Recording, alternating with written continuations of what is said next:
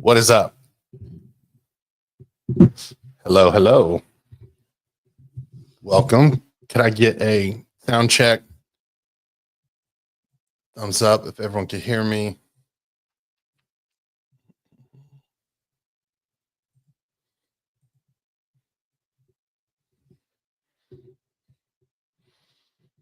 Good evening.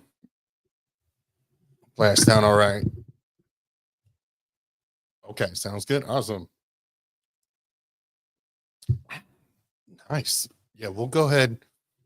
We'll get started. I haven't really watched the interviews with the defense team. I know they're going on tour. I guess we'll talk a little bit about what I did get. I got some the transcript of one of the interviews, and I'll address one thing. But if there are things that you've heard that you want to ask me as questions, and I could respond to them, but I just figure it's going to be the typical, sore losers. They lost and making up excuses and still claiming Rick Allen's innocent. They have to. They're just doing what defense attorneys do. So I guess I'm not too interested in it. The defense saddies. That's funny. And then Frank, Frank Meister, he'll join us in a little bit too. So yeah. So to get started tonight, and hi everyone, appreciate it. Yeah, I guess there's super chats and stuff now. Not really sure how that works. We'll see. And then I have an announcement, some more things I'm going to be doing with YouTube. I'm going to be doing with Mrs. Fig.Solves. I'll talk a little bit about that, but I've been working on with her the John Benet Ramsey case. That's something when we were kids we learned about. So we're going to do a live stream tomorrow about that, and I'll go over that. But I'm going to focus on Delphi tonight. But here's a pop quiz, because I couldn't think of anyone. So if you could see the screen, what it says is think of a YouTuber who thinks Richard Allen is innocent, which is fine. There's people who think that. But think of one that didn't have a person of interest prior to Richard Allen's arrest. So think of a YouTuber who's saying Rick Allen is innocent. You don't have to name them, but just think. Try and name them. I couldn't think of a person. Everyone I think of who was on this, Rick Allen is innocent. They all seem to be people who had a person of interest before, unless I'm missing someone.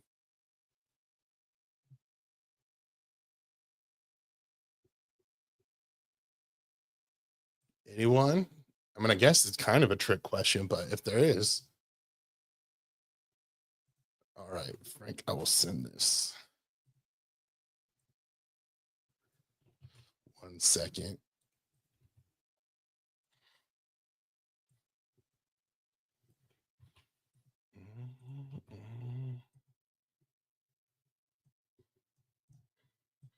Sorry, I'm getting Frank.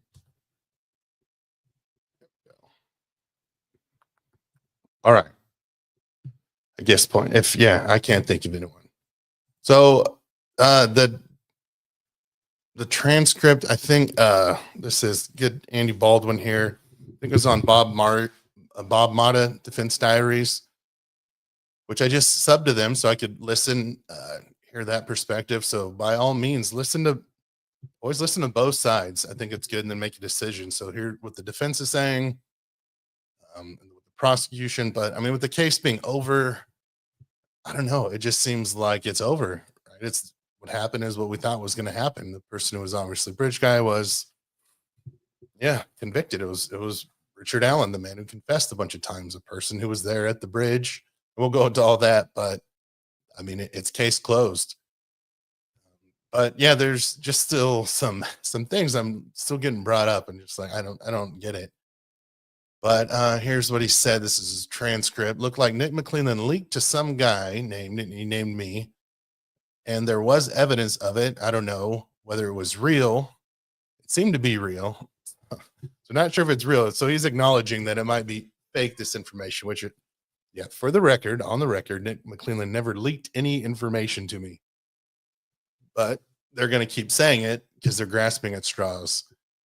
So no, it seemed to be real. And guess what? I don't care. I don't care that Nick talked to this guy at all. All right. If he did, he did. I don't care. But when you're going to accuse me of it and then grandstand about it, then we have to, then we have to talk about it. And I didn't enjoy doing that. And there was definitive proof of it, of one leak, and that is, and I don't remember exactly. It was when the seal that it was at the very beginning, while it was. Sorry, I'm trying to read all of his ums and everything. Still sealed while the PCA, the probable cause affidavit, was sealed. One guy who I named in the podcast and not in the podcast, and the pro and the. I guess when you're not being honest, you talk like this. Hearing the motion for contempt, you talked about things that were in the sealed document. I think it was about the bullet that was found, and we had it a few days before. So what he's talking about is how I knew about the 40 caliber unspent round. I think, as we know, I think you could hear it. I got the information from Julie Melvin, April 18th, 2022. Julie Melvin was in a Discord group with me and Inquisitor and some folks. And yeah, this when Matt Hoffman contacted her. So we got Matt Hoffman's number. We figured out all that connection. And so whoever's getting information, and Julie Melvin, who's buddies with the defense, but here, I'll play. This is from April 18th, 2022.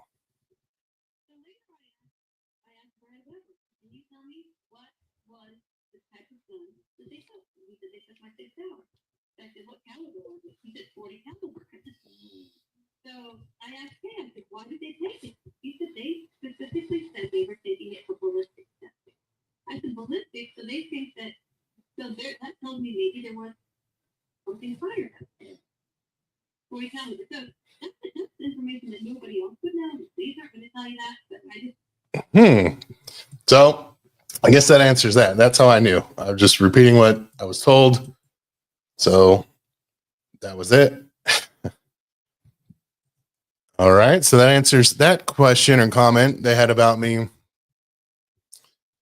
And I don't care. I don't know what else he's saying. He claims got it from, different sources. He didn't want to say Julie Melvin. I think he was realizing, like, oops, he claimed he got it.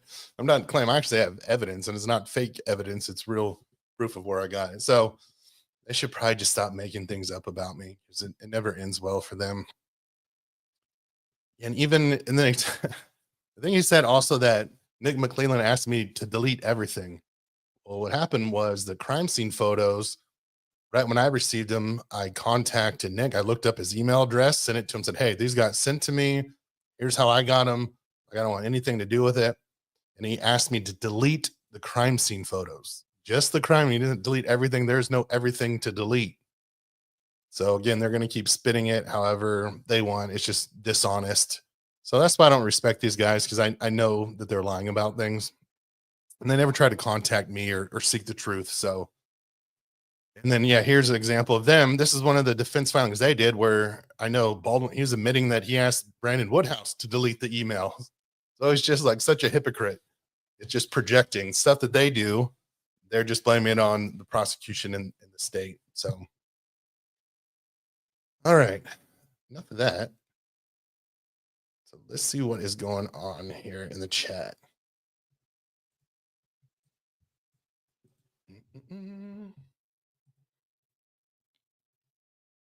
Oh, thanks, Mustang, for bringing up Flora. That's great. Yep. Okay. And then, yeah, and think of other cases that you want me and Mrs. Fig.Solves to take a look into. We're going to start doing some live streams. 6-pack and a box cutter. Let me start highlighting everyone here. Oh, hi, Kathy. Oh, Gibbo's here. What's up, Gibbo? Mustang. Jinx. The Marie. Yeah, what is up, Gibbo? Oh, Teddy. What's up, Teddy? Got Deb. Yeah, and what is I heard this a lot of people talking about the timeline. The state's timeline doesn't add up. I don't know what they're talking about. What what is the state's timeline? We have Rick Allen's timeline that he gives throughout his confessions, where he said he was at his parents' house in the morning. Then he, instead of going to lunch with them, he drove. I mean, this is his timeline. He drove over to the Mountain High Bridge trails, and drank his 6-pack. First, he stopped at home. Then he went to the trails. Then he was there at 1:30, and there's evidence of this. There's the car that is seen on footage. There's witnesses. Then he says he committed the crimes, and then he left. I mean, that's his timeline. So I don't know if anyone understands what they keep parroting this. All the defensive people, that the state's timeline doesn't add up. What doesn't add up? Oh, the audio wasn't loud enough. Okay.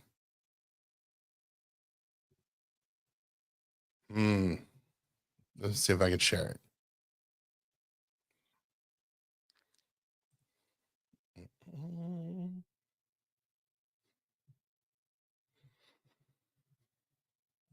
This being, sorry about that. That sucks.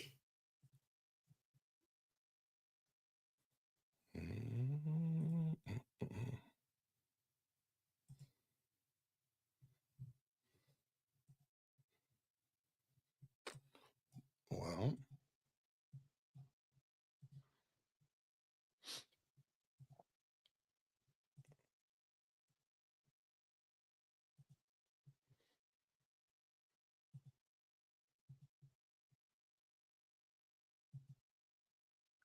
share tab. Oh, there we go. Okay, I'll play the audio again. Here we go. So later I asked Brad Weber, can you tell me what was the type of gun that they took? And he said they took my Fig.Solves. I said, what caliber was it? He said 40 caliber. So I asked Kay, I said, why did they take it? He said they specifically said they were taking it for ballistics testing. I said, ballistics? So they think that, that tells me maybe there was something fired out there. 40 caliber. So that's information that nobody else would know, and the police aren't going to tell you that. But I just. Okay, hopefully you heard that.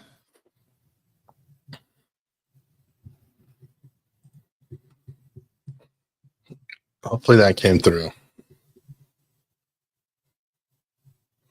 What is up, Shane? Cold Troop. All right, Frank. Yeah, whenever you want to come out, Frank, I want to talk about, you had an interview lined up with Jerry Holman, but we'll just talk about how guilty Rick Allen is. It's always fun. It's pretty easy to do.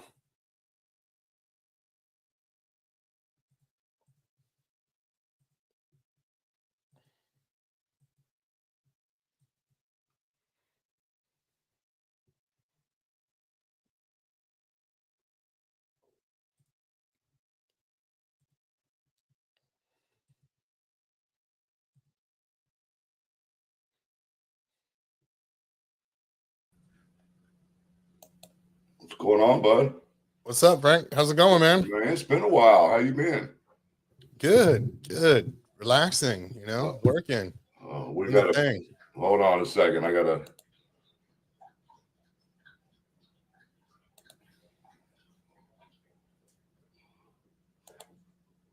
All right, there we go.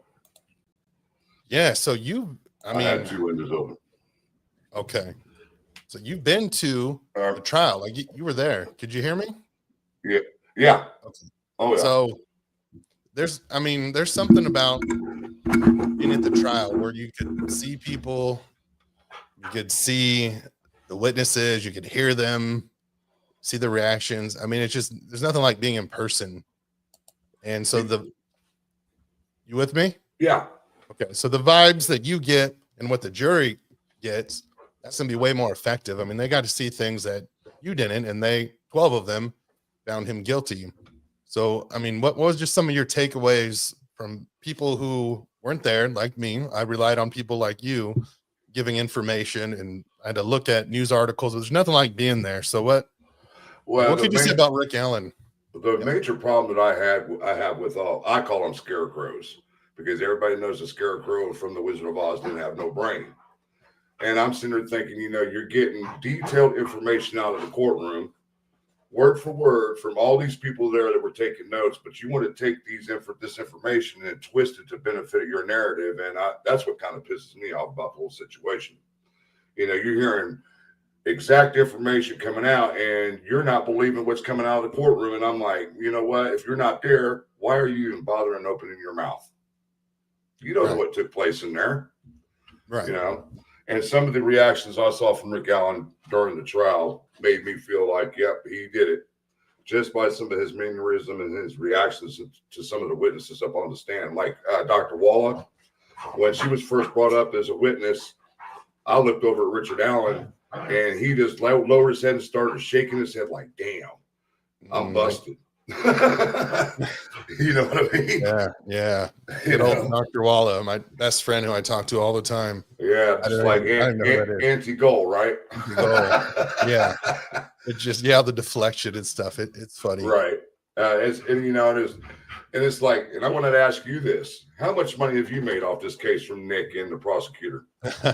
Zero. I made zero. It didn't show up in my bank account either. Maybe it's in the mail. I don't know. But, right. Yeah, they really wanted someone out in California to do a YouTube channel that hardly anyone hears about, and I only do it once a month. Yeah, sure. They wanted me. One thing that really did catch my eyes, I sat basically directly behind the family the whole time throughout the whole trial. They had this great big picture of BG blown up. I mean, a huge picture on a poster board, and it was sitting in the back wall next to the judge's bench, and I could see it clear as day. And I swear to God to you, Fig, you can actually see his face. Really? It was Rick Allen. And how could you not deny that? Yeah. So that brings up. I mean, that's awesome because you could see that blown up. It's going to be completely different, high quality. They spent some money to do that. Mm-hmm. And just people didn't know Rick Allen was there that day. And you saw how much he transformed himself later after the murders, gained weight, had a beard. He was always changing his appearance, but people don't realize he did have a mask on. Yeah. So when I hear people say, how come no one at the trial, none of the witnesses, like, yeah, that's the person that I saw. Like, because you already know that you saw a bridge guy, and plus the guy was wearing a mask. Like, how sure could you be? Could you, superpowers, you could identify someone who's wearing a mask? Like, it's like me and Kristen just did a show the other night, and I told the audience, I said, I can almost guarantee that when they brought the witnesses in for interviews and stuff like that, they laid a picture of Bridge Guy on the table and said, who is that? And I can almost guarantee say that's the guy we saw on the trail. Mm-hmm. That's how I feel that is how they picked him out. No picture of Rick Allen, just a picture of Bridge Guy. It said, who is this? And they said, that's the guy we saw on the trail. Yeah. So they all said they saw that guy on the trail. There was no one else on the trail. Mm-hmm. So this is from the video that I made, but just to help me understand stuff, like who else was there? Because I mean, this did help me learning about like Dave McCain. Like, wow, he was there pretty close to the time that the girls were dropped off. I knew it was in a different location, but like if I'm thinking about suspects, instead of having these people who were odinous, who lived 200 miles away, thinking who was there that day, right? You need opportunity. You want motive, means, and opportunity. Most important is opportunity. Who was there at that time? And yeah, it was Richard Allen. And with his timeline on his own account, when he said he was there, I mean, he was the only male there during the time that the Bridge Guy photo was shot, and he was dressed just like Bridge Guy with his own words. Yeah, and now I hear all these scarecrows now talking about DP, and I said, look, DP wasn't there until after the girls were kidnapped. And we heard that from the girl that he was there with on the stand. She said, we didn't get there until like 2:30 or so, somewhere in that area. And they were at the end of the bridge, and they saw Cheyenne on the bridge further down on the south end, but that was it. Right, and they had phones, so they knew where they were. Mhm. That activity, they know exactly where they parked, and they had video evidence of cars that were going by too. So they knew when Rick Allen was there, his car went by at a certain time. Yeah, DP had nothing to do with it, and Right. it's just, I mean, he- it's just like one of the teenage girls when she was walking back toward the Freedom Bridge. She said around 2:30-ish, 2:35. That's when they walked right by him. He was right, in a hurry. So right there tells us that Rick Allen lied and changed his alibi or his time from 12:30 to 1:30 to try to make it look like those girls never saw him. right. But the fact that he said he saw ones that Right. looked like a sister, like sisters, or one was babysitting one, that's Yep. exactly. And they showed the photo in court too of the girls took a snapshot of themselves, and it showed the timestamp on it. And they said this is about around the time that we saw him. Yeah, I mean, it's no doubt. I think it's one of these people, who bring up DP again. It's the type, because that was a person of interest before Rick Allen was, and they don't want to look dumb. They still want to say, maybe there's a chance, maybe I was right. It's like, no, that person wasn't there. Like, just deal with what the truth is, what the facts actually show. And then if you go back and listen, there was nobody under the bridge. If you listen to Dave McCain, he said at the end of the north end of the bridge. He never said under the bridge, referring to the arguing couple. Yeah. I found out there's no arguing couple. Right. So, if these people would have been in the trial and heard what evidence was put out there, that I'm sure they would have changed their mind. They'd changed their mind. Right. Or just went further in denial. But exactly. If they were open-minded, they would. I get what you're saying.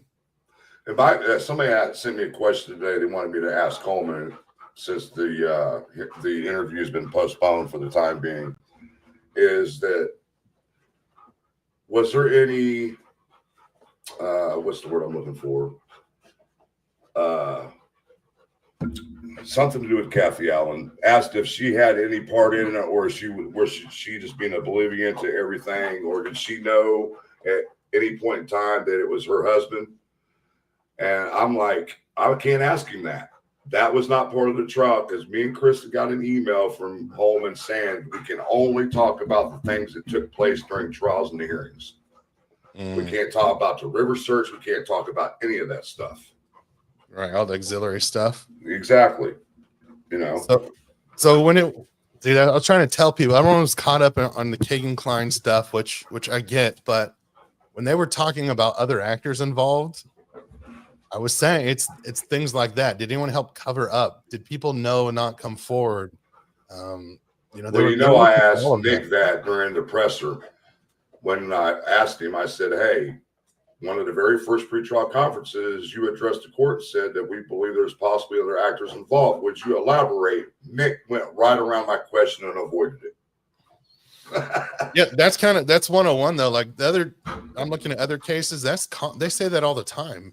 Prosecutors, like if other actors involved. I mean, think how dumb it would be right when you make an arrest and you're just like, this is the one guy, this is it. We got everything figured out. We're not going to look at anyone else. Right? That'd be stupid because you don't know. Right. Because when they arrested him, now you have to look into like, all right, we thought there's something there with Kagan Klein. Now we need to go back and see if there's a connection there. Right. Now we need to go back with Brad Weber. Was he in on it? Right. So then once they have that missing piece of who committed the crime, now they could go back on all the other leads that they had and see if there was multiple people involved, and they did that, and there was no connection. So Gray Hughes put out an interview with Jerry Holman. I thought he did a great job, and Jerry Holman said there's no connection between them. I mean, that's it. That's. And when you bring up Brad Weber and the bullet thing, I think a lot of us knew about. There was a bullet at the scene at some point in time about 3 or 4 years ago because of the fact that Brad Weber was brought in and his gun was confiscated. So that basically told everybody there was a weapon involved somehow, handgun or a firing. Yeah. The sound of the gun, that rumor's been around for years. The gun being popped. Right. I didn't hear it when they played the enhanced in court. I did not hear a gun being cocked. Yeah, it's kind of a mixed thing. Some people, hear it. Some people didn't. But when I heard his voice, I was like, that is definitely him. Because, you know, I intentionally would sit behind Kathy Allen during the pre-trial conferences so I could see Richard for myself close up and hear his voice, because he would say, hello, hi, I love you, whatever, when he'd walk by Kathy. And when he say hi, I compared it with Guy from the audio, and I'm like, that's him. That is him. Yeah, I mean, I would love to hear his voice. I wish I had that. Oh, he talked in court too, in the sentencing, because the judge was asking the questions and he was answering all of them. What questions were they asking? Just ask him if your name is Richard Allen, and he would say yes. Would you please state your name? Will you spell your name? Things like that. The normal thing that a witness would be asked to do when they got on the stand. Okay. And he has got a temper.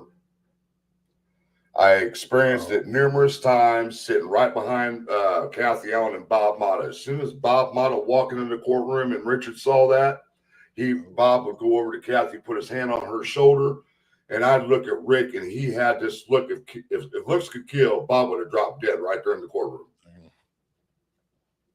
Yeah, should be swooping on another man's wife, right? Right. So that told me that, oh yeah, Richard's got a side to him that people don't know. Yeah, here's a question. RA explained how he did this crime alone. So yeah, he in his confessions he explained it. Especially having a gun. He told him to go. He saw I did something with my gun, had them go down the hill, and it's you know, people who said one man, he's too short, he couldn't control two girls. Like, you think of a bank robbery, someone with a, you know, my stepmom used to work at banks. One person with a gun would control everyone in that bank. Exactly. 20 adults, right?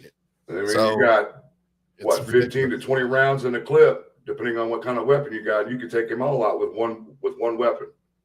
Yeah, you I don't even need anybody, a gun. Right. You're not going to challenge somebody with a gun. If you do, you got some big cojones to do that. And even, yeah, why didn't they take off running? Like, they don't want to get shot in the back. They don't. Right. They don't know. And especially with a knife, you grab one and you're just like, I'm going to hurt your friend. If you do anything, you can control 10 people like that. Had you happened to watch OJ Armada? No. How'd that go? Go to the 1 hour, 5 minutes, and 41-second clip.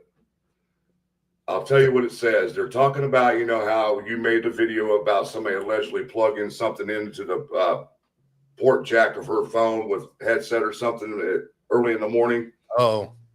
Well, Aju came back and said, well, he never went back to the crime scene. And I said, whoa, are you, did you slip or did you intentionally do that? Back? Yeah. Back? He never came back to the crime scene. I said, uh-oh. Yeah. I said, uh-oh. So you just let the cat out of the bag, or what did you do here? Yeah. And that the whole thing with the plugging in the headphones, like, so they get data, right? It's a report out from Celebrite, and it talks about ins and outs when you plug, you know, things get plugged in when the screen turns on. So what's interesting is, yeah, so the phone we know had some sort of damage. We don't know how bad it is, but it was around water, around humidity, around mud, around blood. That'll make your phone do crazy, wacky things, and it will give false positives when things get plugged in, when they're not really plugged in. And it's like, why would someone plug it in? But here's interesting that kind of debunks that is, I think Holman mentioned it in Gray Hughes' interview, said, yeah, so when you plug it in, yeah, you'll get, so they could have misread, the defense could have misread the data. So say they didn't misread it and it was accurate. Once that false positive, once it said headphone jack, there was no other actions that came after that. Like, they didn't go listen to music, they didn't answer a phone call, they didn't. So it made it obvious that that headphones weren't plugged in, because there's no other action after it was plugged in. Because that would come up on Celebrite report of, you know, the home screen then came in, it was unlocked. Like, none of that happened. So right. Well, I don't have an iPhone, but my phone does some weird crap too. You know, it'll shut itself off and on by itself, and it's just something that happens. You know, cell phones aren't perfect. They're going to have their glitches, period. No matter what kind of style you have. Right. It's just like a car. You could buy a brand new car off the car lot with no miles on it and take it 2 miles down the road, and all of a sudden it just goes kaput. Right. And yeah, it's well documented that when phones are exposed, especially the jacks, when it has extreme weather conditions, that it happens. It gets false positives. It's not something made up. It's something that really happens. And then they got mad that someone Googled it. It's like, who cares if someone Googled it? Like, they got the answer. Right. The answer is the answer. Well, what I've found with these people is that they don't want to do their own deep dives and search to get correct information. They're going to go off somebody that don't know what the hell they're talking about. You know, like me, you, Miss Deb, a lot of us, we have taken the time over the last, me, nearly 4 years, you, what, 7 years? And really dove into the information that was out there to get correct information. We would not push false information out there if we didn't believe what was being said. You know what I'm saying? Right. If someone gets mistaken, Right. go and make a correction. And that's the thing that we've learned to do is if we know we're wrong, we're going to admit we're wrong and we're going to make that correction. You know, these other creators won't do that. No.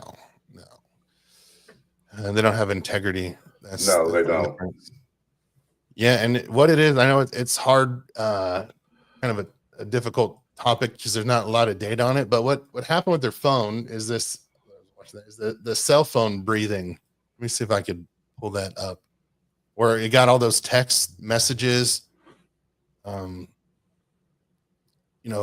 what was it, 4:55 or something, like early in the. It was like a little after 4, sometime after 4 in the morning.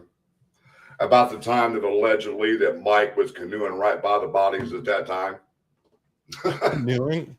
Yeah, he was supposedly in a canoe going toward the high bridge. It went right by the girls, and you know, there's so much stuff that they're coming up with. Even though Mike did say he was in a canoe going down the creek, but you know why?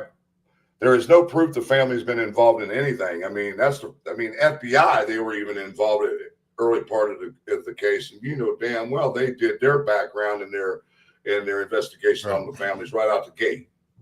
Yeah, people just say the families are not very right. They don't understand stats or don't look at full stats. So I think how it got started, people like if children are killed inside the home, that's the big data point there is inside a home.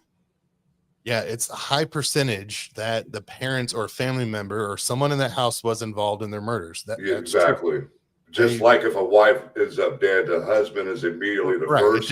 It's just data. Yeah. So with that, so they forget the part that the girls weren't killed inside the house. So for that to happen, it's likely a stranger. That's the data. Right. So they're just, I don't know, the people who think they're involved, like think about why would you, if you live with someone and you wanted to kill them and plan all this stuff, why won't you just kill them at home? Because then you could explain away any DNA. Like, oh, of course, like the Ramsey case, of course my DNA was there. I live here. But to take it out in public and then go commit a murder there, be involved with it. It is no different than the hair being found in Abby's hand, which we all knew it belonged to Kelsey because she had Kelsey's sweatshirt on. I mean, that's just common sense. Right. That's like me grabbing a jacket from you and I end up dead and I got one of your hairs in my hand. Oh, Fig killed Frank. Right. Know what I mean? I would never kill you, Frank. You're too valuable. Well, you know what? Come at me. Come on. Oh man.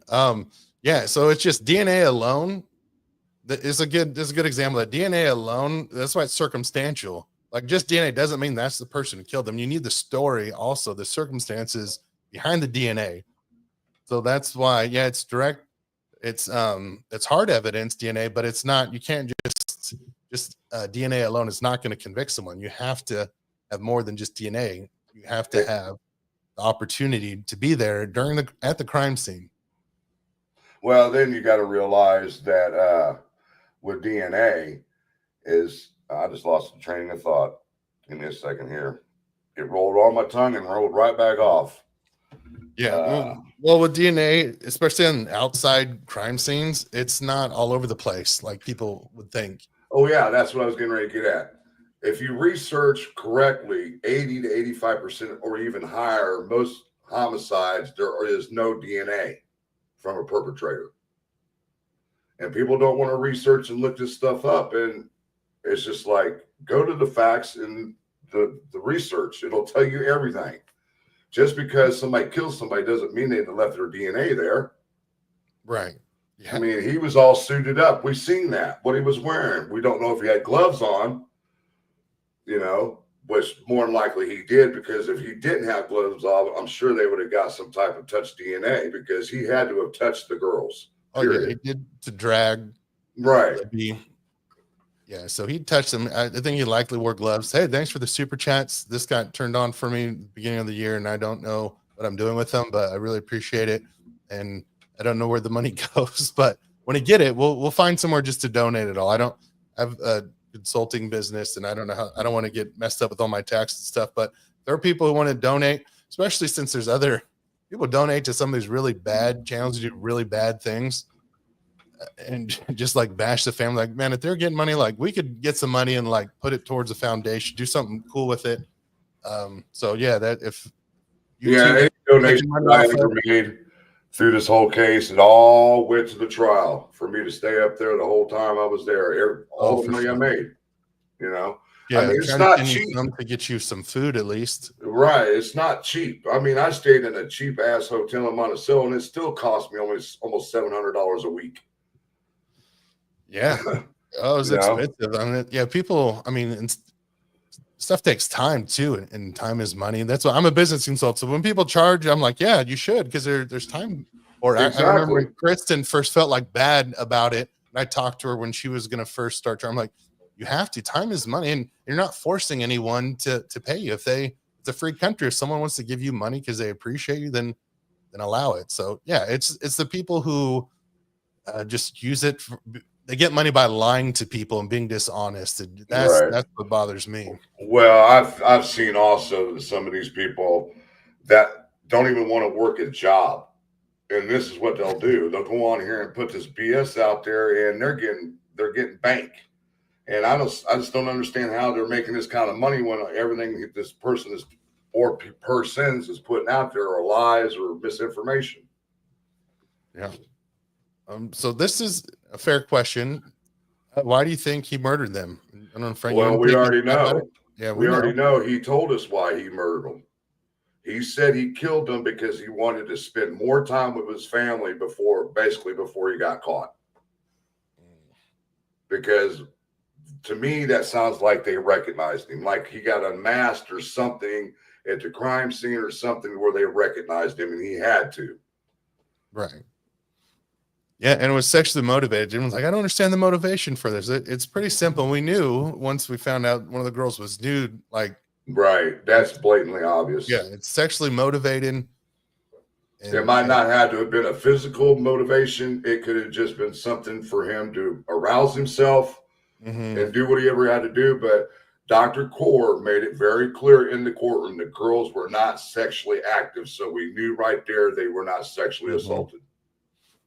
Yeah, so it's like sharing all those people who spread the rumors that the girl was pregnant. Oh, Lord. All that. Like, why even, especially when you're not 100% sure, like, why spread those rumors of just sick people? Right. That's Julie Melvin for you. Oh, Fig, you addressed the autopsy photos that you've spread. Oh, okay. See, there's another one going around. So I spread autopsy photos. So I'm not even going there. Those autopsy photos weren't out until the trial, as far as I know. Yeah, and it's funny. Everything leads back to the defense. None of this stuff was leaked before. And then once the defense gets a hold of it, all of a sudden, yeah, look what happens. And yeah, things get traced back, especially when things get emailed or sent. They're going to know exactly how this stuff got out. So just let the truth come out. Well, Holman asked me about the same thing, and I told him those photos were sent to me by a spoof text. They did it through their phone, and when I reversed the phone number and tried to call it, this phone number is no longer in service. I was like, yep, they just spoofed me. Yeah, and how I got them, they tracked. So yeah, Baldwin said that the crime scene photos, they weren't investigated involving me, and they were, and it led back to Mitch Westerman. So that's the source of how I got them, was through Mitch Westerman. So it leads back to the defense. So of course people don't want to talk about that, but that's the truth of where it came back from. And the clothes, the picture of the clothes in the creek were not crime scene photos. They were somebody that was there and took a picture, which we pretty much know who it was. Right. Dave Erskines took a picture of the clothes in the creek and spread them around. And you got Todd Guzzi in California claiming they were crime scene photos. You know, and Holman even admitted to that. They were not part of the crime scene photos. Right. They're trying to say those are leaked. No, those Yeah. weren't official. Nope, they weren't. I've only seen about 5, maybe 6 crime scene photos, and that's it. Oh, because you saw some more at the trial. So Well, not only that, there was some that were sent to me by Mark Cohen, like at the south end of the bridge when they first started the search early or late that day on the 13th. One of the deputies from Carroll County was at the south end of the bridge, and he said on the stand that you could see that somebody had slid down the hill.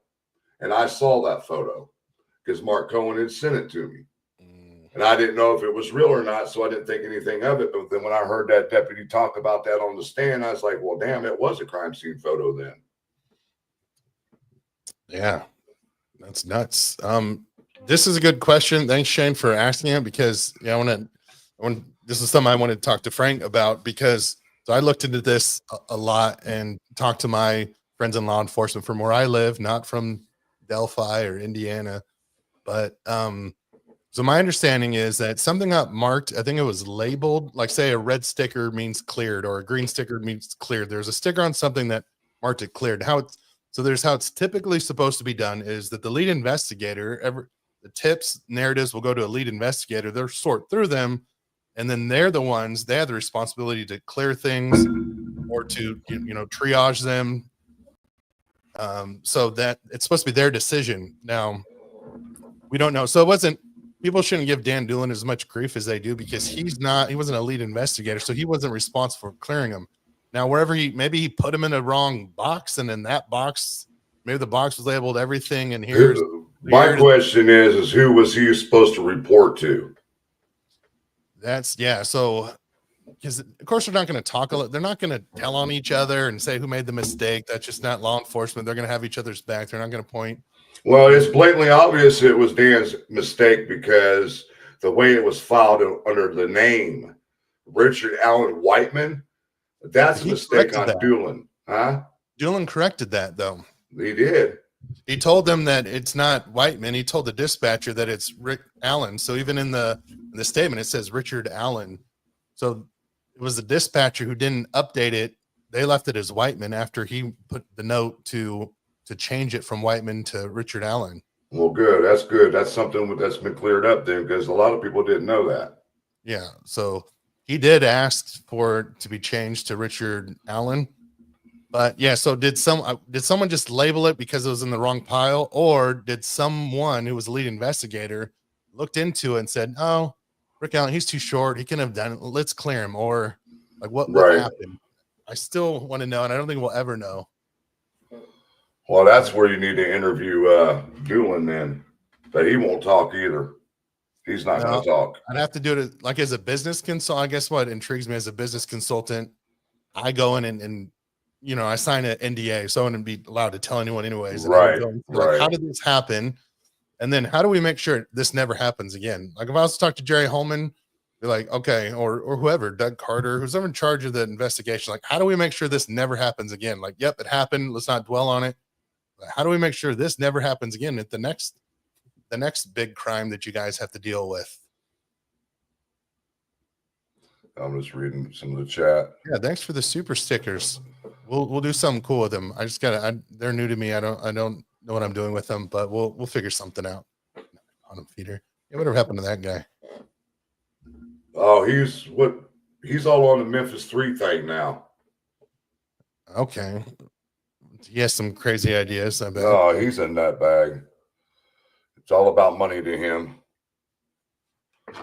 Yeah. Okay. Yeah. Thanks. And Teddy was there too. Yeah, Teddy was real good with his notes and everything and explaining everything too when he was doing lives during the shows Yeah. or during the trial. And that's kind of why I was silent during it, because I wasn't there. So it's hard. I'm like, my word is not going to be as powerful, or I'm not going to know as much as people who are actually there. But just from talking to you guys, I get some ideas. And then so I did like one video during the trial and just reading all the notes every day. So I was very much involved in it, but I'm only going to know so much from not actually being there. So definitely appreciate everyone who went there and was communicating with me and just kind of just putting out the truth. Like, just like, this is what happened, instead of having, like you were talking about earlier, some narrative. What do you think of Sarah Carball? I know that Teddy loves her. That's all I know. I tell you what, she was the talk of the day when she testified. I'm telling you. I wish I could be there for that. Oh my goodness. She jumped out of that damn witness seat, was standing up, basically showing things, how things were when this all happened. And then Paul was like, started asking questions. She said, really? Are we going to go through this again? Right on the stand. And then another question was asked, and she blurted out, and so, like, it's not like I had a ruler sticking out the window measuring to see how far he was from me when I was driving by him. I was like, get him. Right. Get him. Yeah, you can tell she wanted nothing to do with it. Yeah. You know. But the problem that I have with Sarah is that I know it was 3 weeks later, but there's no way in hell that she did not see a photo of Bridge Guy prior to the 3 weeks before she turned her tip in. Yeah. I just have a hard time believing that. You know, just That's like the situation with Kathy. She's seen that photo and heard that voice 1,000 times over in 7 years.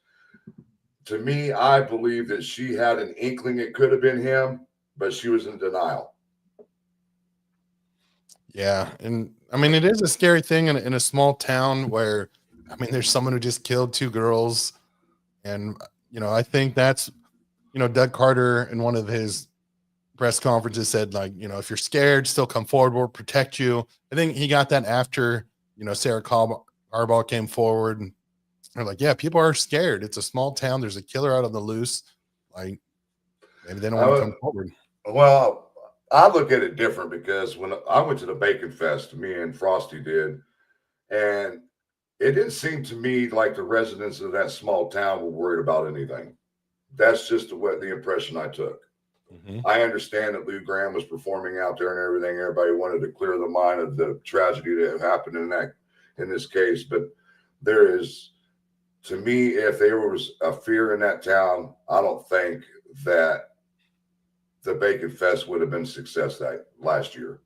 Just my opinion. Well, I mean, I think I'm talking about maybe like the first year or so, there's fear, and then that's gonna go away. People are gonna realize you can't live in fear your whole life. Right. And I mean, Nick even made it very clear that the amount of people that filed for their firearms license when that happened, I mean, they were all taking precautions. So that's why I feel like that they weren't really worried about somebody being out there, because they were all protecting themselves now. Mm-hmm. That's true. So this is a good point. So about Kathy knowing. So something that was interesting that came out during the trial was that I think it was during the interview, maybe the first interview when Rick Allen, before he was arrested, when Kathy was there, and Kathy sounded like she just learned, oh, you were on the bridge. Like, you didn't tell me you were on the bridge. Right. But he might have said, half truths, that he was out on the trails that day, but hey, I never went on the bridge. So she learned about it from law enforcement that he was actually out on the bridge. I'm trying to get those interviews. Oh, that'd be great. You see the letter I sent to Judge Gold? Yeah. Yeah. Well, I mean, during the sentencing, she made it very clear that everything was open to the public except for a couple things that Nick had filed on, and that. So I actually spoke to Jody Williams, which is Judge Gold's reporter, about getting the enhanced audio video from Libby's phone and the interviews and interrogations of Rick Allen with law enforcement. She made it very clear, I am not releasing any exhibits of any sorts unless Judge Gold presents a court order. Right. Except all the stuff she released to us weeks before it was made public, right? Is that right? Is that the lady who we're accused of? Yeah. Yeah. Jody of, Williams. okay. Yeah. I added to the list of things we've been accused of when it's just like, or you could just use common sense and things kind of make sense. You know, I want to use those interrogations and interviews as a learning tool for all of us, so people can actually see what interrogations and what entails in an interrogation or an interview. You know, a lot of people don't realize that we're looking for mannerisms, the way they're carrying themselves. If they're shaking their leg a lot, twiddling their fingers a lot, looking away from the question, the person that's asking the question, those are telltale signs that something is off. For sure. Yeah, I don't know, Michelle. It's a good question. I mean, there's still, for as much as we learned through the trial, there's still things, unfortunately, that we don't know, and I don't know if we'll ever know. But did Kathy corroborate the 2017 phone was recycled story? Since she's not talking and was, I don't know if we would learn that. SB 74, it's got to the point over the last 4 years, a lot of us don't have to file FOIA requests anymore. We just know the people that we need to contact to get what we need, and that's all we need is their names. And more than like 9 times out of 10, they know who we are personally because we've met them, talked to them on the phone and stuff like that. So, like I said, I've filed probably 4 FOIAs since 2021, and I haven't had to file one since. Yeah, or we just get them at our company picnics where they just hand us out all of the documents and evidence and stuff. Yeah, I was with the end goal. Right. Well, we was at a hearing or during the trial one time. We were on break, and it was me, Susan Hendricks, the murder sheet, and a couple other people were standing there while there was some documents that had been posted. Right. So I went up to the clerk's office and talked to Faith and said, "Hey, can I get these documents you just posted?" So I grabbed them. Right. Was down there reading with the murder sheet, and I'll be damned if Andrea Burkhart wasn't eavesdropping. Right her over our shoulder. "Oh, you got documents?" And I looked and I said, "Yeah, I got every document for this case." And she just looked at me. Yeah, but you do it the right way. That's right. I do it the right way. Okay. It's like I was pulling documents yesterday on the safekeeping hearing. And I even called my personal attorney and asked him, does the attorney have to be there? And he says no. As long as Richard Allen knew or his attorney knew, that's all that matters. Yeah, it's true. And yeah, so Teddy, on this one, this is a great topic. Still want to know why cell phone data wasn't brought in. So my initial thing is, right, evidence gets brought into court. So if his phone wasn't there, there's no evidence. So you wouldn't, what do you bring in? There wasn't evidence. However, if you're the defense and you want to show that he was elsewhere, that his phone was elsewhere, because so cell phones, you could show when it connects to Wi-Fi. Like, so if you're at home on your Wi-Fi, there's also, and I think people get this confused a lot, there's geolocation versus geofencing. So geolocation, it'll show your GPS stuff. It'll show like when you're doing text messages, like where your location is. And it's not like a constant, it'll do it every few minutes and get it to a different time. But there's ways to know where you are at certain points. Say every 2 hours, it'll be a GPS. But if you're actively on your phone, it's way easier. And they'll use multiple things to know exactly where you are. If you're Wi-Fi, that's the most accurate. If your Wi-Fi and GPS with your geolocation is there, then yeah, that's way better than cell phone pinging. Well, yeah, that does make sense because a lot of people have questioned over the years, well, Kelsey's phone was pinging all over town. Do you guys realize there was only 2 cell towers there in Delphi and Carroll County at that time? So that ping is going to bounce all over the place until it hits exactly where it needs to be. And there was not a third tower for it to hit. So it's bouncing back and forth is what is happening. And, I don't think you've ever been to Delphi, but the towers are pretty far apart. So it was bouncing back and forth between those 2 towers, what was happening.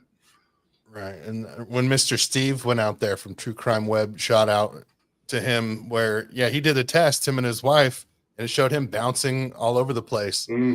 So that's why cell phone data, it's not accurate. So yeah, I don't think they let him. But yeah, to the point, the good point that Teddy's making is then yeah, he lied about the stock ticker, because if he was on an app stock ticker and his phone was out there, it probably would have shown up. So he likely had it off in his car or just left it at home. And a lot of people are wanting to get the defense to pull the geofencing because they were trying to claim that his personal phone was in the car. And I'm thinking, why would somebody bring their own personal phone to a scene where they know what they're getting ready to do? I believe he had a burner phone. That's just my opinion. Or he didn't need a phone at all. I don't know why he needed a phone at all out there. Right. And I still believe he was tracking somebody. I don't know if it was Abby and Libby or who it was, but makes no sense that he was looking at stock ticker and claiming to be looking at fish. Well, I'm here to tell you, you're not seeing fish in that creek in February. The water's up and fish lay dormant. And just how dirty the water was on that day. You can see in the pictures. It was, yeah. And it just didn't make any sense.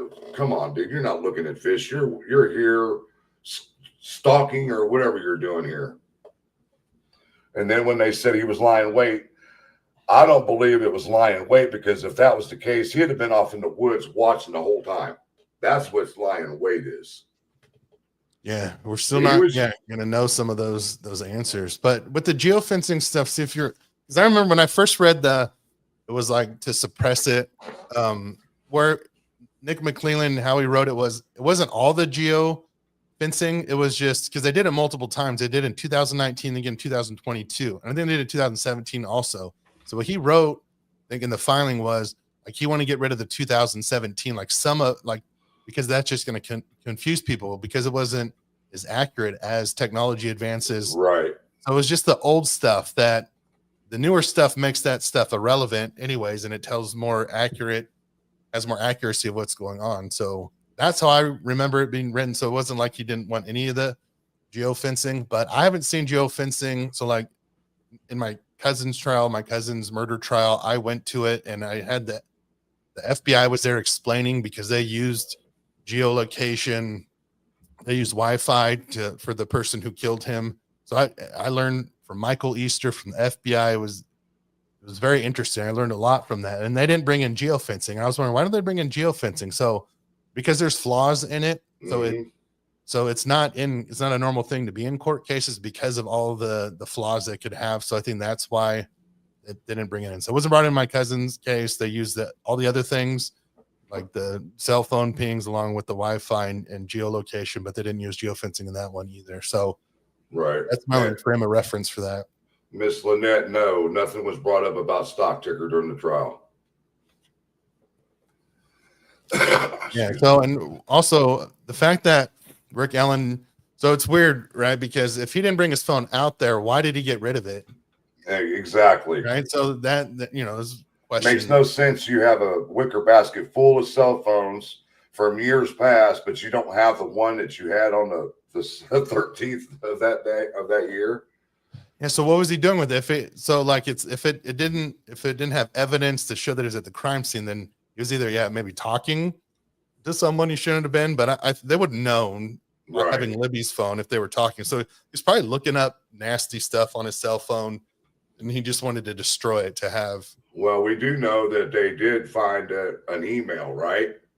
And that he was looking up kidnapping and all that stuff. If you didn't do this, why were you looking up kidnapping and things in that nature? And it was just it only went back to like 2020. So it seemed like probably got rid of his computer that he had in 2017. Probably didn't use any of his old email addresses and stuff to search for things. So that's what sucks about this investigation taking so long, is you have so much time to destroy evidence. Teddy says, that's my big question. I want to know why that day, what happened, you weren't triggered by lunch with your mom. What? Yeah, he left his mom to go to have lunch with his mom and decided that he's like, nope, I got things to do. Go get some 6-pack. And I told everybody, I said, he probably slammed that 6-pack to where he got so numb that what he did wasn't going to affect him. Right. And the timing of that, they're talking again, the defensive fans, the defense fans talking about, oh, the timeline doesn't add up. Well, it does. Rick Allen's timeline adds up. So think about it, lunch, right? We'll say 12 p.m. is usually when you have lunch with someone, right? So you're going to have lunch with your mom. You say no. It's a 45-minute drive. So he was in Mexico, Indiana. It was like 43 minutes, which is, next to Peru, but it's Mexico, Indiana. 43-minute drive. He goes home. So now it's 12:43 p.m., right? He goes home. He says he gets clothes, warmer clothes. So he's changing. I mean, the time adds up. Mm-hmm. Then he said he went to Monon High Bridge. So about 1:27 by the time he got his beers, went to his house. That's 15 minutes. That's 15 minutes. It's like perfectly 127 or 128 when the car comes by. He showed up probably 10 minutes or so before the girls got there. Mm-hmm. So that's why it's hard to say, like, how was he tracking them if the girls got there, right? Or if he got there before the girls. But so here's what I think with the Kagan Klein thing and the Anthony shots. And I said this a while ago. I think that the girls invited Anthony Shots to the bridge. It wasn't the other way around, because there's one line in that 186-page document that I'm like, oh, they asked him. They probably said, hey, a bunch of friends are going out. Like, this is where we're going to be. So I think that's why law enforcement so much on Kagan Klein. He didn't invite them out there. They said they're going to be out there. I'd have to pull up that line again, but I kind of had an epiphany when I reread it for like the third time. I'm like, oh, they invited him. And a lot of people need to realize also that a lot of that interrogation of Keegan Klein, there was a lot of questions that were actually lies by law enforcement just to get a reaction out of Keegan.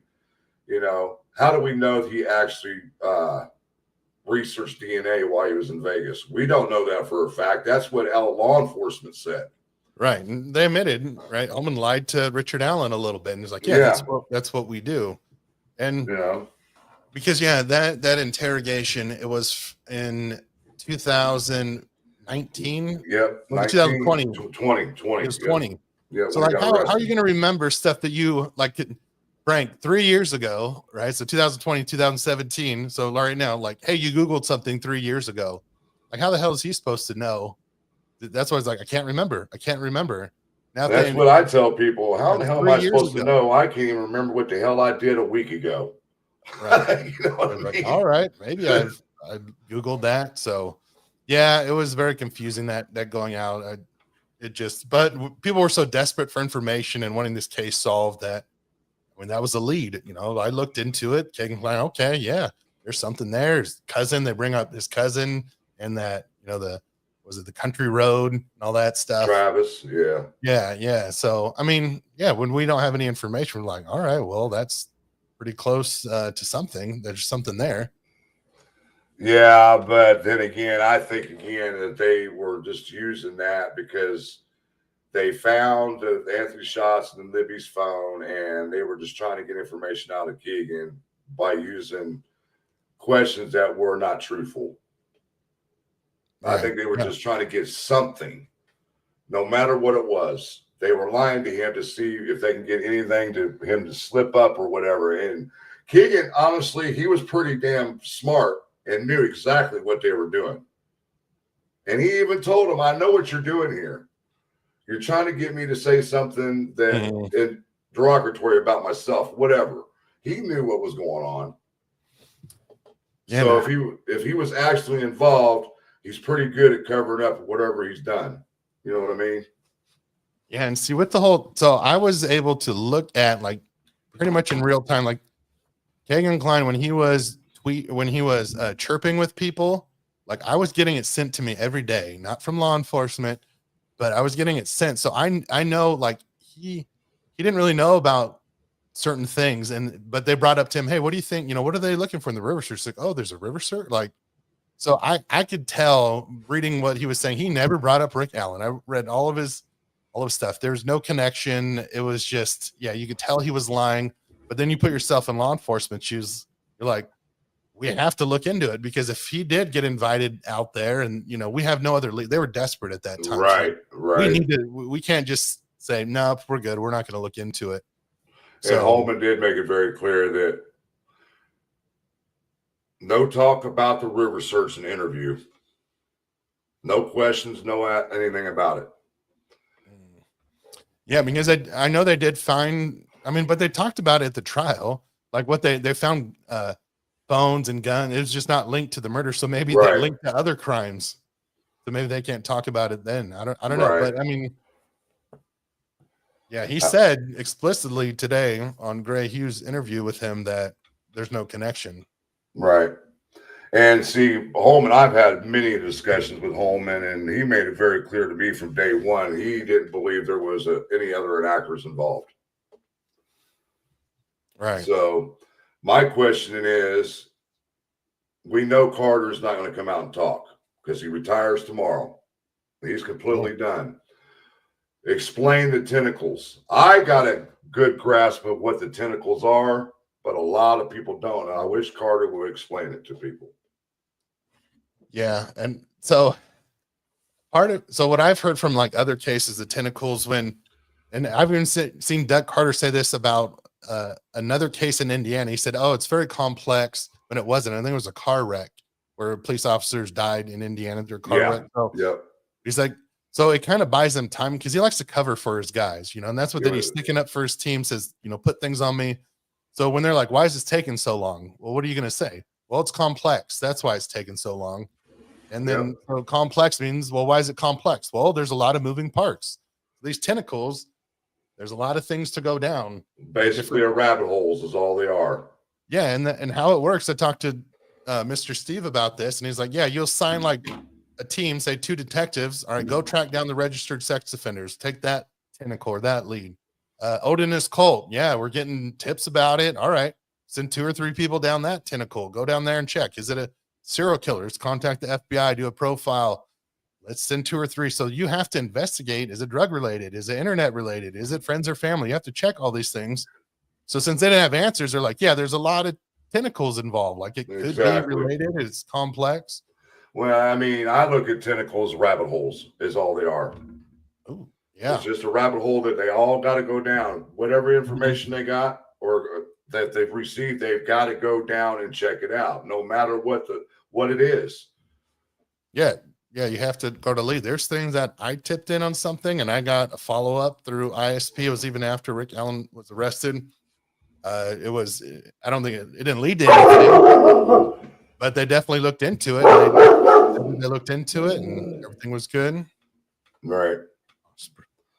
Still around. Yeah, he loves me. Jeez. He loves me. Yeah, anything else? I'm gonna be wrapping it up here pretty soon. I just wanted to definitely.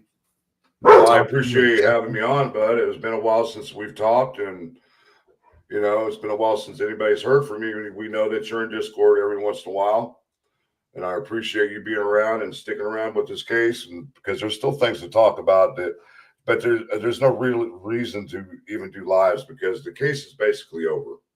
We're in the appeal process now, so. And it's going to be at least a 2-year wait on the appeal because my attorney, he used to be a Marion County prosecutor, and he said, "Oh, there's a 2 to 3 year wait for appeals in the state of Indiana when it comes to this kind of case." So it's going to be a while. So this is what I'm doing. I'm going to do this one tomorrow. Me and my wife, we're gonna talk, and there's a lot of work that I've put into it. So we're gonna talk about John Benet Ramsey case, the family versus intruder. You know me, I like arguing stuff. So, this case right here is just really mind-boggling to me. Yeah, it's the stuff that's just unsolved. See, my wife, she likes the stuff that's solved already to discuss it, but I'm just like, why hasn't it been like it annoys me, and I get like. What is your opinion on this case? It goes against a lot of what my podcast friends think, and FBI. They think that Patty had something to do with it. I don't have no doubt that she had nothing to do with it. No, they think it's intruder. I don't. I think it's the family. That's all I'm going to say. There's no. I'm going to make this claim, and I'll back it up tomorrow. There's no evidence that leads to an intruder like that. It's all circumstantial. Like, yeah, there's a suitcase there. Okay. What about the touch DNA? I'm going to talk about that tomorrow, but it doesn't lead to anyone. Right. Right now, it's a mystery. And it's See, I firmly believe it's somebody that's associated with the family, real close to the family that got pissed off at them about something, and this is what happened. Yeah, it's possible if the DNA, but it's the type, since it's that trace DNA, that's where usually like contamination. If it was like Right. semen DNA of a man, I would have a Or different opinion. blood. Or blood. I mean, even the garrote should have had DNA on it, and we have heard nothing about the garrote having DNA on it. It was only on Jean Bonnet's underwear that Right, we've heard. which was too big and it was borrowed from someone else. And Yeah. you know, if it got washed with other clothes, then it makes sense. And it's a mixture of 2 or 3 different people. Right. So, And see, like the a garrote has got me stuck because there should be DNA on there. right. And it's like, so who, all right, if you look at where everything points, like the garrote, it was items that were from within the home, the letter. So why they made the ransom note, I don't give too much away, is that is the only thing that shows that there was an intruder in there. Everything else points back to the family, right? So they had to they know everything pointed to them. I mean, no one was seen going in there. There was no fingerprints. Like, why wasn't there any other DNA if there was an intruder in there? It wasn't heard, but so they had to make that note to show that someone actually came in there because they knew no one did come in there. Right. Well, I like that detective. I can't remember his name right off the bat, who said it was an intruder. Yeah, I know. That's why I'm gonna. Yeah, but I'm gonna. I like his theory though. There's John Douglas, but they're like they were paid and stuff to go have certain opinion. I know they say they're not, but then they write a book about it. So they wanted the inside information and yeah, all that stuff. Even that Lou, what is his name? Lou. That's what I'm talking about. The retired detective. Yeah, I just thought it was interesting how like he got close to the family. They're like praying together. I think people just think there's no way people could do this to a child, their own child. And that's objective. Yeah, Lou Schmidt. But that's not being objective. Like, where does the evidence lead you? So I'm going to use the same approach for Delphi. How I was pretty sure it was Rick Allen right away. Just Occam's razor. Like, what does the evidence tell us? I'm going to take out all subjective, all feelings. Like what? And it doesn't point to an intruder. Do you know if they've sealed any documents for this case? The thing that's sealed is the stuff from that the trial that they had for what was it to get the indictment, which the recommendation the grand jury jury. Yeah, but there's so much information out that's been out there. So yeah, and there's a little news clip that I'll show where it was a former prosecutor, the like special prosecutor. It wasn't the guy who didn't carry on with the case. It wasn't, what's his name, Hunter or whatever. You're talking about the new prosecutor that came in and he got the grand jury together. The new prosecutor, the special prosecutor, and he said that there's stuff that no one else had to see because they had to destroy their case files. Like it's a law thing, like within 6 months as it concluded. So he's like, man, if there's stuff out there, so I'll play it that there's stuff not out there that he was able to see evidence that just people aren't aware of. It can't be made public. Wow. See, that's what I would like to get my hands on because that tells us a lot. If we can get documents, man, we can break down and say, hey, note not here. This ain't right. Something's wrong here. You know what I mean? Yeah. But like I said, man, I appreciate you having me on. It was a great discussion. Thanks everybody for coming out and hanging out with Fig. Yeah, thanks everyone. Appreciate it. Thanks for the super chats, and we'll see people tomorrow. So check it out. All right, man. We'll talk soon. All right. Thanks, Frank. All right, buddy. Thanks, everyone. Good night. Bye.